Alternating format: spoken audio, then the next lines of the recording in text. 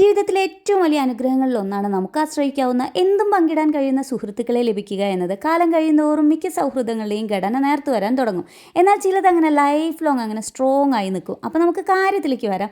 20 വർഷങ്ങൾക്ക് ശേഷം ഒരു ഗെറ്റ് ടുഗദർ വെച്ചാലോ എന്ന് ശരത്ത് ചോദിച്ചപ്പോൾ എന്ത് പറയണമെന്നറിയാതെ ഒന്ന് തിരിഞ്ഞെങ്കിലും ഓക്കെ പറഞ്ഞു.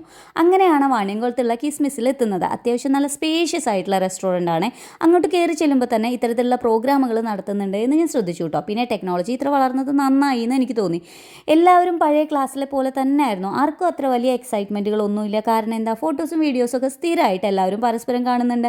അങ്ങനെ ഫുഡ് സ്റ്റാർട്ടായിട്ടോ. സൂപ്പ്, ജ്യൂസ് ഒക്കെയാണ് ആദ്യം തന്നെ സ്റ്റാർട്ട് ചെയ്തത്. Chicken biryani, chicken fried rice, veg fried rice, ഇനി അവിടുത്തെ സ്പെഷ്യലായിട്ടുള്ള ഉരുളിച്ചോറ്, പാൽ parotta, salads, paneer butter masala, fish curry, chicken curry, ഇങ്ങനെ പോകുന്ന മെനു ഓർഡർ ചെയ്തു. എല്ലാം അടിപൊളി ടേസ്റ്റി ആയിരുന്നേ. അപ്പോൾ ഇത്തരത്തിലുള്ള പ്രോഗ്രാംസ് നടത്താനായിട്ട് സ്പേസ് നോക്കുന്നുണ്ട് എങ്കിൽ നല്ലൊരു ഓപ്ഷനാണ്. അപ്പോൾ ഇതിൻ്റെ സ്പോട്ട് വരുന്നത് ഒറ്റപ്പാലം കൊളപ്പുള്ളി മെയിൻ റോഡിലാണ്. അപ്പോൾ എല്ലാവരും ഒന്ന് പോയി നോക്കി നോക്കണേ. അപ്പോൾ അത്രയേ ഉള്ളൂ. താങ്ക്